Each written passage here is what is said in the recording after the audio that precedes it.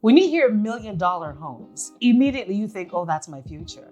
That's my future home. And it could be if you've got the right real estate agent. Now, this woman has had her face literally plastered all around Barbados, but for all the best reasons.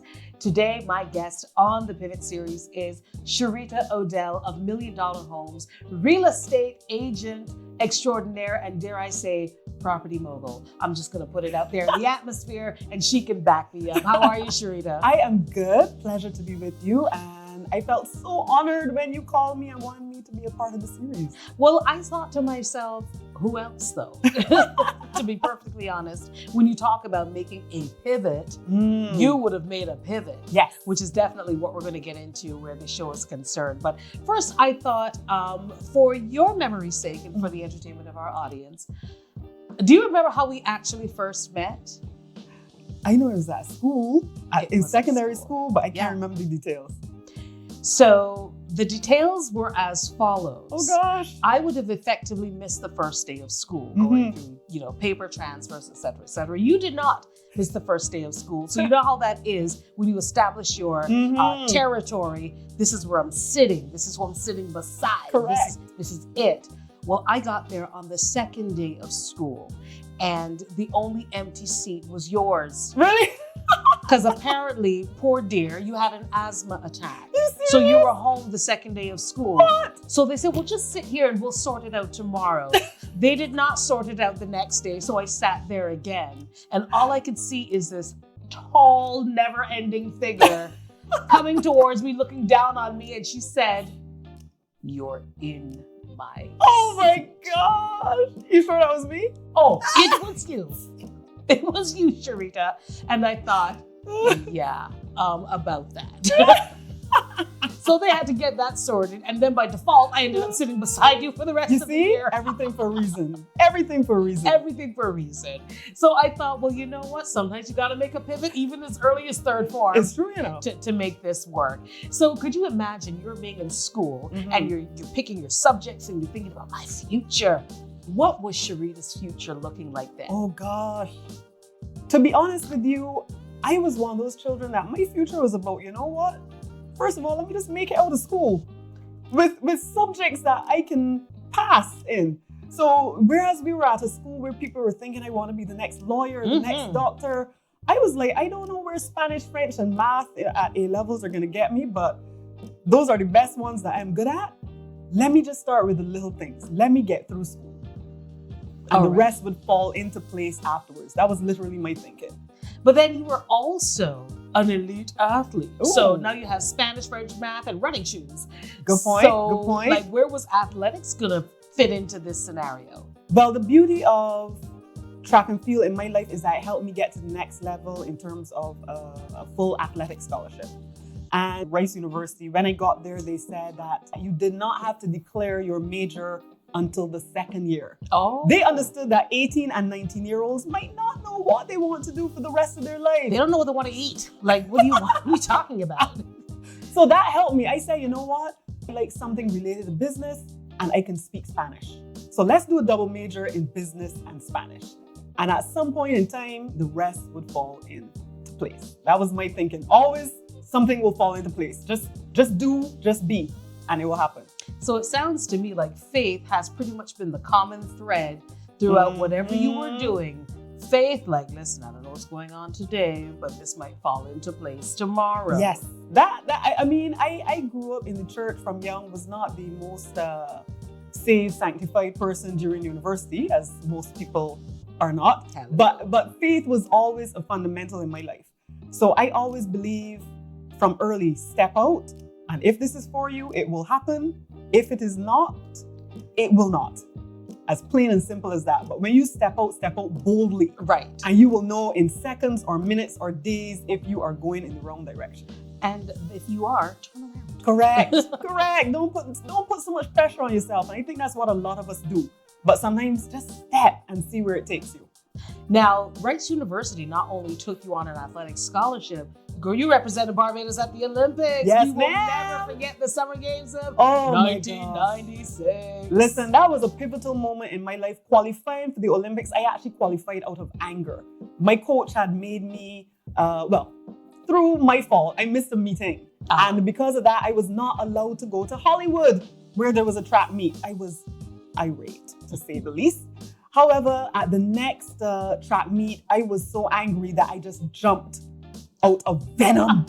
Then to hear you have qualified for the Olympic Games, I was like, wow. How do I stay angry? Oh my God. I mean, it was phenomenal to qualify, but then tragedy.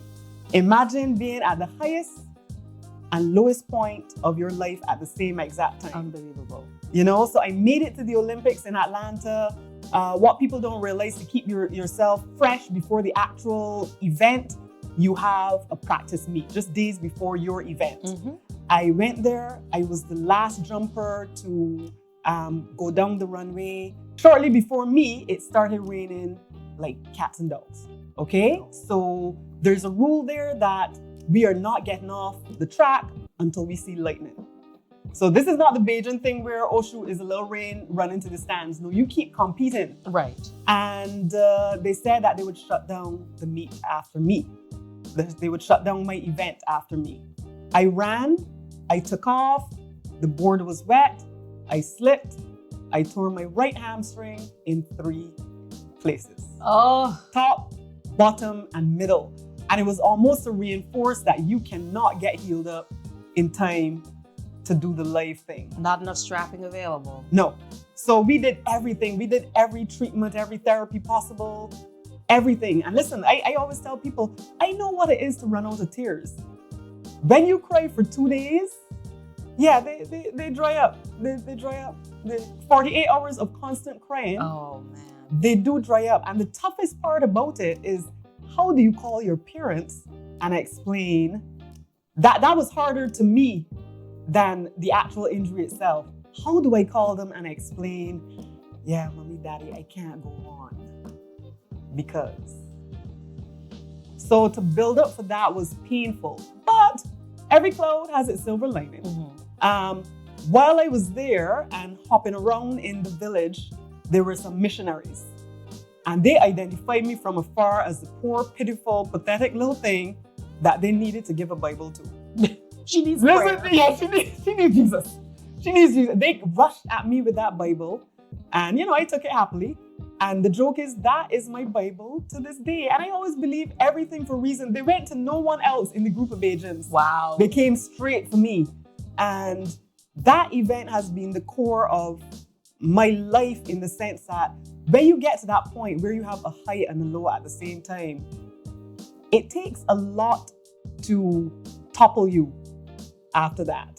It takes a lot to phase you, intimidate you, right, bother you, and get you depressed after that, because that took the cake for me. Because you lived a dream and a nightmare in the same instant. Yes, in the same breath. Wow. Yeah. Wow. So we have finally recovered from the emotional scarring of the Olympics, but at least you're still an Olympian. Yes. They can't take that from you.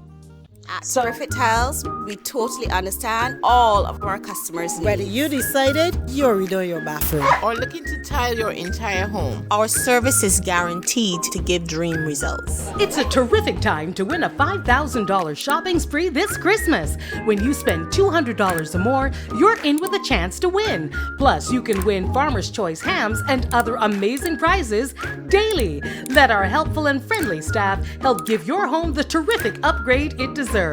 Terrific Tiles. Great prices, great service, great selection.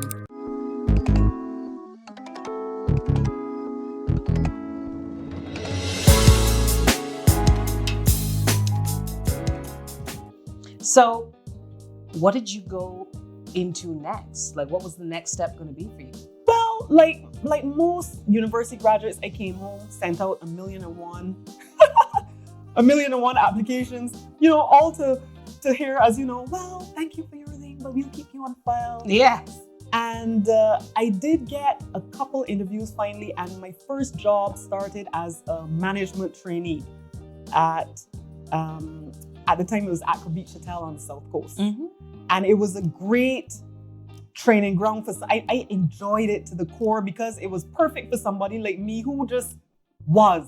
Like, you know, I was not going to be the banker. I was not going to be the front desk manager. Up until then, I was still knowing, okay, we're doing something with business and we can use the Spanish somehow.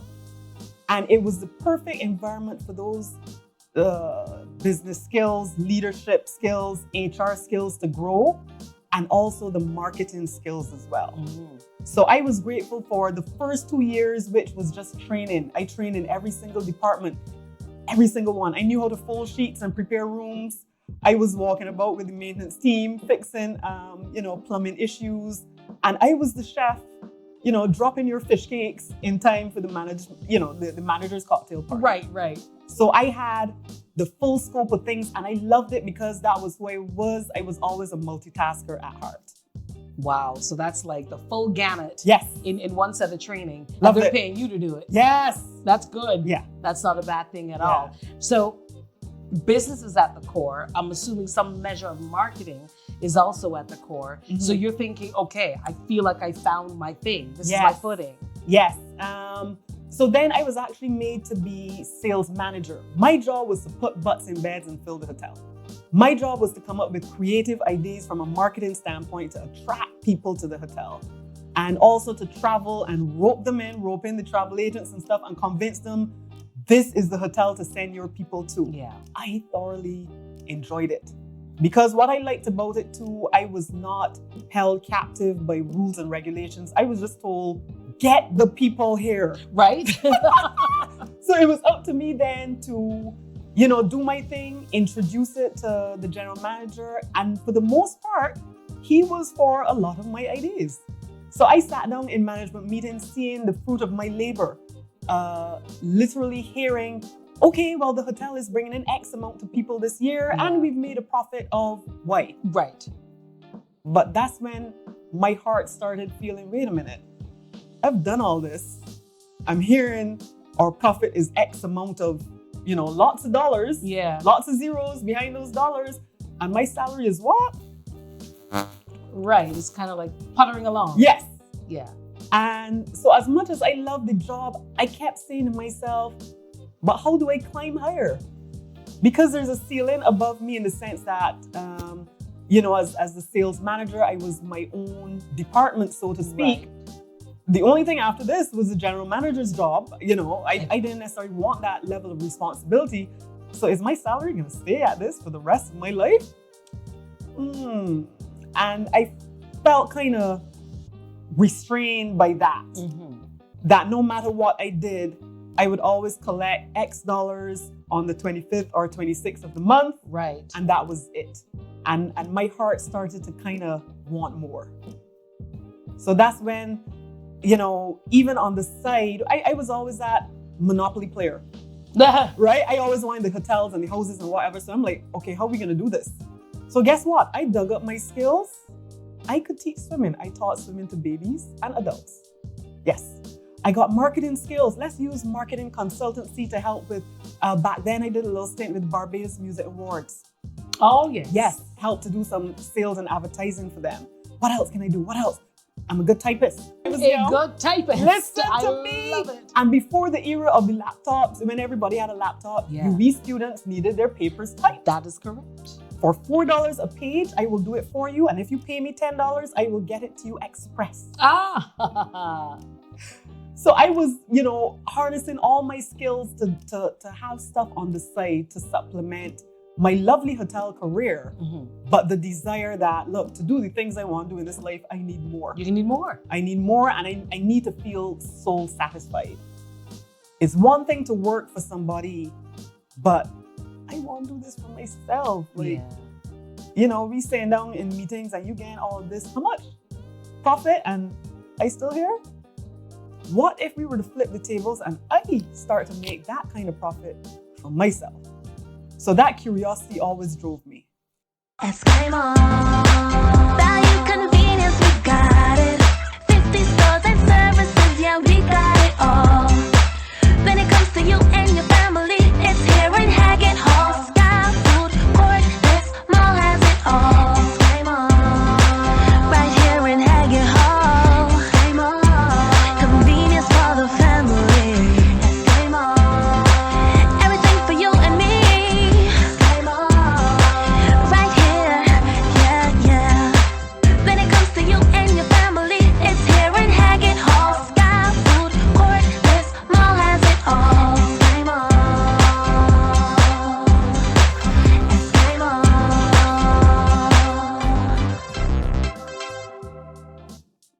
So at this stage in your movement, you have been traveling to make sure you got people into the hotel, basically satisfying your mandate of putting butts in beds.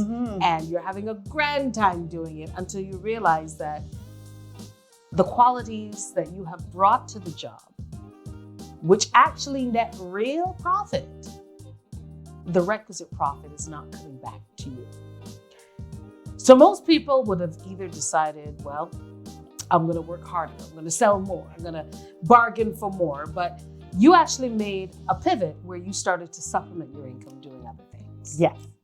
But eventually you knew that all the supplementing in the world was not going to get you what you needed, and you made another move. Correct. Tell us about that.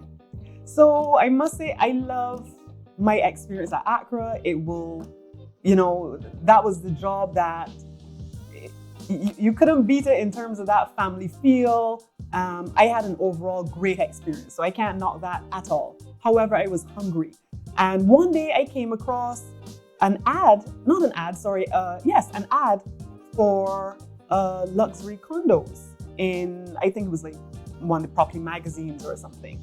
And I recognized the name on the ad. She was one of my colleagues who had traveled with me to a hotel show. And I remember calling her and saying, hey, well, what do we have to do to get a job like this? Because it was going to blend hotel world and marketing with selling of real estate, which looked pretty interesting. Yeah. And she said, Cherita, it's interesting that you called. I've actually resigned. And they need someone to fill the post. Okay. Hello? Opportunities. I know. I was like, okay, all right. And I sent in an application, and I still had to go and earn my spot. I still had to go and convince them that I could do the job and so forth.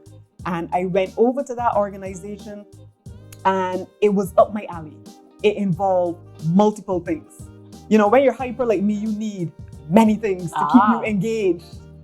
And that was the beauty of it. I had to market 2 4-star hotels, a hotel that was about to turn into a condo hotel, luxury condominiums, and chicken and eggs.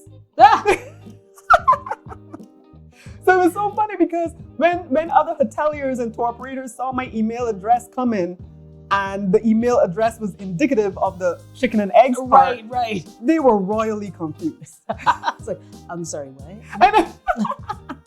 But I enjoy that as well because I was doing things. I was, one day I was called upon, look, we're about to take over a hotel, and you know what?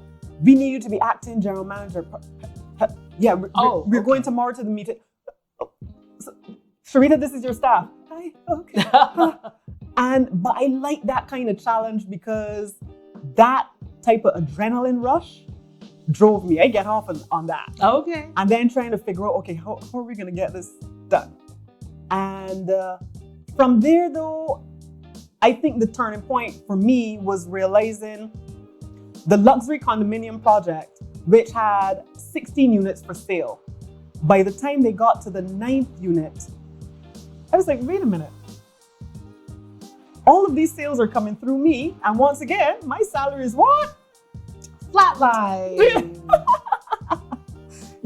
And through that media of selling the property, I met a lot of real estate agents. And guess what? I had to write the letters between them and the attorneys. I was doing the bulk of the work. And then at the end, they were getting commission and I was getting my standard salary. I was like, somebody's getting tricked and the fool is me. So that's what got my mind ticking. Once again, Cherita, you need to do more. Yeah, you need to do more. Otherwise, you're going to be stuck. And that's when I said, you know what? Let me go out and learn what this real estate thing is about. And for the benefit of the organization, I asked them, please, can you assist in me going to this course? I think it will benefit the organization in knowing more about real estate. And they did. I built that knowledge. And while I was doing it, once again, something kept driving me. You know what? Start an agency, but you have a job. So why not call it $1 Million Homes? Okay. Yeah, you just need one sale per year. Yeah. The name alone states, don't come to me unless you want a certain caliber of property. Right. So you're not going to get calls left, right, and center. You're dealing with the luxury market now for this organization, so it isn't anything foreign to you. Let's do it. Yeah, why not? Let's do it. And in so doing, I remember calling a website designer and telling him, you know, I want to have a website with, you know, to promote luxury property and so forth. And he started working on it. And then he said, okay, Cherita, so just send me over the properties that we're going to put on the website. Properties with the best. Properties? Well, I don't have any now, but I'm sure that when you're finished, I'll have some. Listen to me. I found one property. I marketed the bejesus out of that one property. That property was splashed in every single magazine you could find. It was the premier property. And people were like, wow, she does this company has come out of nowhere. They're doing brilliant advertising. Wow, she really gives her exclusive listings, you know, that presence. We need to use her. Okay. And off of that one property, that's how I then started building momentum. And things picked up from there. But this is still your side hustle. Yes. Because you have a job. Yes. True. And the thing about it is, I made sure I was upfront with my boss at the time. You know, nobody felt threatened by little old me with her little old website with her one property. With her one property. Right? So I was not anything to worry about. But then guess what? That property sold. And all of a sudden, and the joke is, before the property sold, I decided to change my car into a little speed demon of a vehicle which looked a little too fancy. Oh. And they felt that it was because of the sale, that I was doing sales. And from that perception, my whole experience on that job changed. People have heard about hostile work environment. I've lived it. Oh. It is the most intense thing you could ever imagine. When you're waking up, your neck is stiff, your chest is tight, because you know that you're going to a place where you are not embraced any longer. Because as far as the perception is, you've got a little too above yourself, young upstart. Young female upstart, sitting in the corner, who wasn't troubling anybody before, but now you're ruffling feathers. feathers. Now you're going a little too fast. And that hostile work environment happened for a while, and I had to make a decision. And what was the defining moment for me, because remember, I still had all my little side hustles, keeping me happy. But the moment for me which transformed my life, the more hostile it got, I said, you know what, let me just type up a little resignation letter here, keep it in my bag with that space for the date open, just in case things turn funny, because nobody's firing me for nothing. Right. You know, I will be the person to leave on my own terms. And one day I got a call into the office. Remember, I'm teaching swimming. I am on the marketing committee of the Amateur Athletic Association, helping market track and field, a non-paid job. I am doing typing, my little typing job at night. I am helping doing some marketing consultancy. Everything I did was outside working hours. However, I got a call into the office one day, and I was told, and I knew things were taking a turn when I saw like a board member or something sitting behind me. I'm like, what's going on here? The hotels are filled. You know, the retail side of chicken and eggs are doing well. Life is going great. Luxury condos are in motion. Last performance appraisal, I got a fantastic review. So what's going on here? And these are the words that I heard that changed me forever. Cherita, look, we're under the impression that you're just doing a little too much. So we would like you to, you know, just write a letter divorcing yourself from all external activities.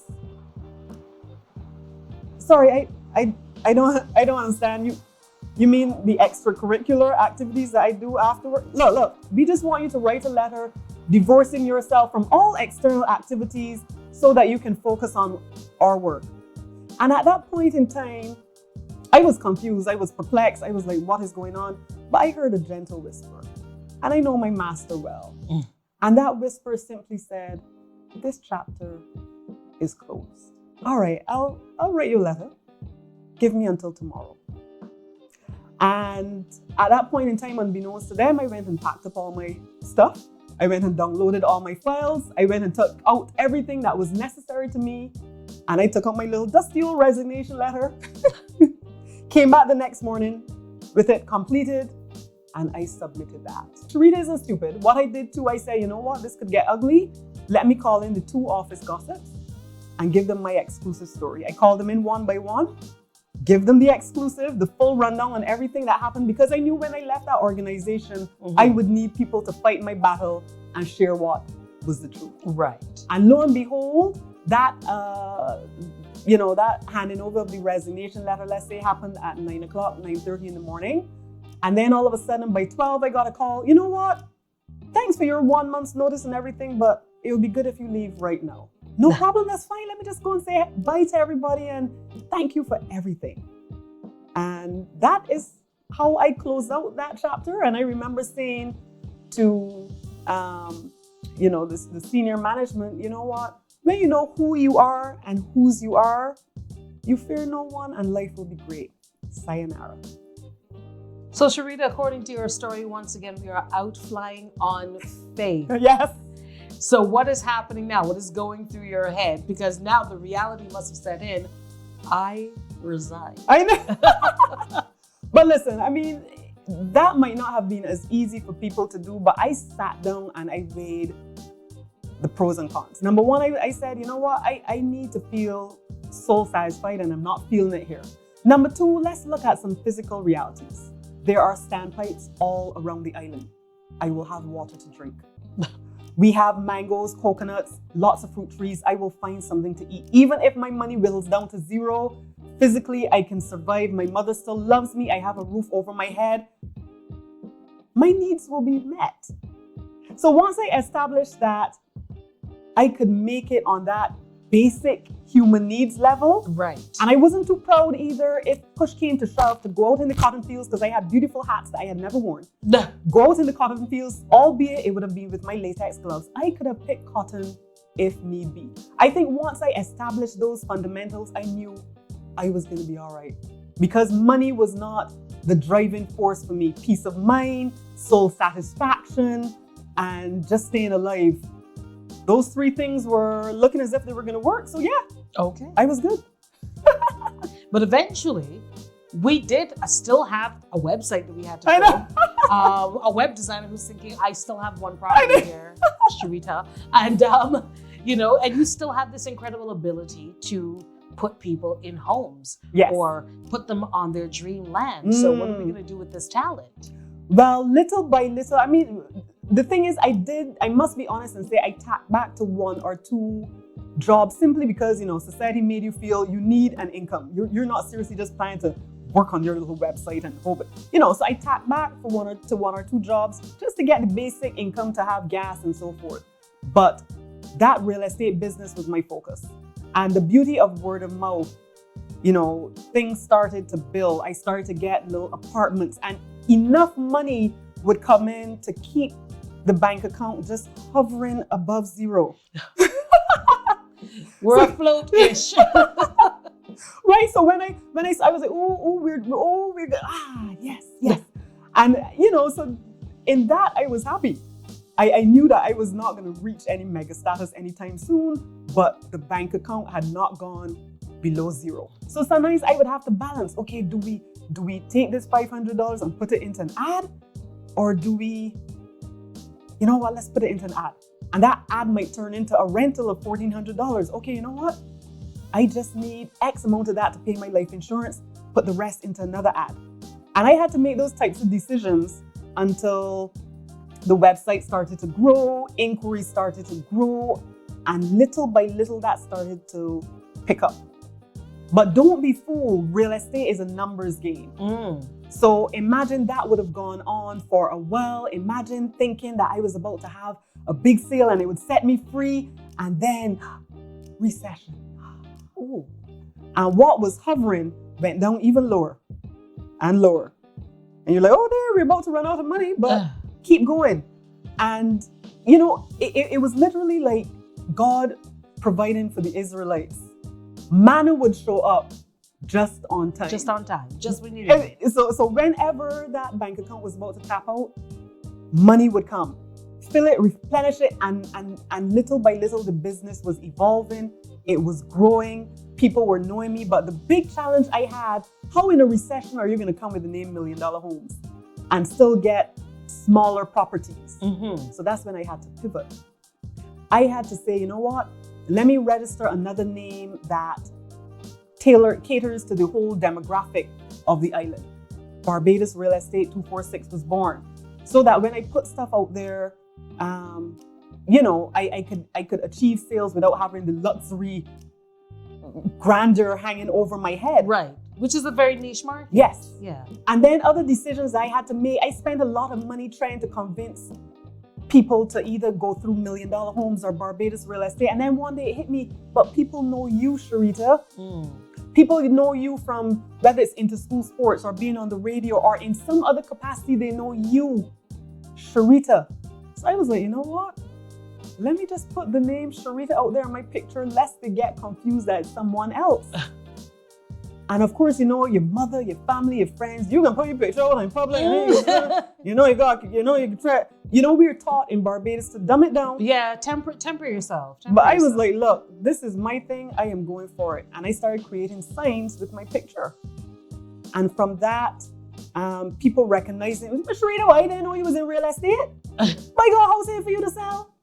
And all of a sudden, people who knew me as me give me their properties to market for them. And then, so we then had another trajectory and things kept going from there. So looking back now, do you think you would have done anything differently in terms of building your business and how you went about building your business? That is a very interesting question. And I would say this. Part of business and being where I am is doing things exactly as I did them. And learning through those experiences what not to do again. You know, learning, you could only do it by trial and error. So I had to go through certain things in order to know what you don't want, what never to do again. So, and even in that, so it's kind of hard. And any entrepreneur would tell you that most of what doesn't work out is still necessary for your growth. So to say that you wouldn't do it would probably be cheating you from really evolving. You wouldn't learn anything from it. Correct. Right. A lot of the failures that you experience in business help to define you and shape you into the success that you're aiming to be. And no reading of a book, no hearing it from somebody else could get you into that unless you go through it for yourself. Right. Yeah. Right. Well, speaking of which, what would you offer in terms of advice for any entrepreneur who's either looking to make the pivot themselves or telling themselves, I too need soul satisfaction. I too need some fulfillment on my own. Not everyone is in a position Agreed. to resign. Agreed. And other people, it's like, what are you waiting for? I know. I agree. What I would say is this though. Number one, start with a serious introspection. What are you happiest doing? That sometimes people brush off. Are you happiest painting? Are you happiest baking that sweet bread? Because I firmly believe it's the gifts and talents and passions that God deposits in us that are to get us into the zone. What is the zone? That sweet spot, that destiny, that purpose that He has ordained for you. And many times we take what was meant to get us there and stroke it as our little hobby. Right. Our little side piece. You know, we are so driven into believing that, you know, getting $2,000, $4,000, $10,000 a month is success. Yeah. We've made it. I'm in a job where I see a lot of people unhappy because they're getting those big salaries. They have the big house that we were told to pursue, but they're nowhere in alignment with what their soul wants them to do. So I would say pay attention to what your strengths are, what you genuinely like to do. Don't necessarily do like me and go cold turkey and just dive in, but start setting up a plan. Even if you have a job, use that job to start funding your passion. Use that job to start filtering some money off to the side. Trust me, there will come a point where you know it's time to push off in that direction. Or thanks to episodes like COVID, you will be jump kicked in that direction. So that's what I would say. Pay attention to what satisfies your soul above and beyond what just pays the bills. Use the bill paying gig to help set you up. An incredible story of faith, stepping out on it, learning from it, and being guided by it. If that does not say pivot right there at the core, I don't know what does. Thank you so much for joining us again today. We had Cherita Odell, real estate agent, mother, wife, and of course, adventurer in life generally. Make sure that you join us for our next installment of the Pivot series, where we continue to watch bold female entrepreneurs make the necessary steps to live their dreams. At Terrific Tiles, we totally understand all of our customers' needs. Whether you decided you're redoing your bathroom Or looking to tile your entire home. Our service is guaranteed to give dream results. It's a terrific time to win a $5,000 shopping spree this Christmas. When you spend $200 or more, you're in with a chance to win. Plus, you can win Farmer's Choice hams and other amazing prizes daily. Let our helpful and friendly staff help give your home the terrific upgrade it deserves. Terrific Tiles, great prices, great service, great selection.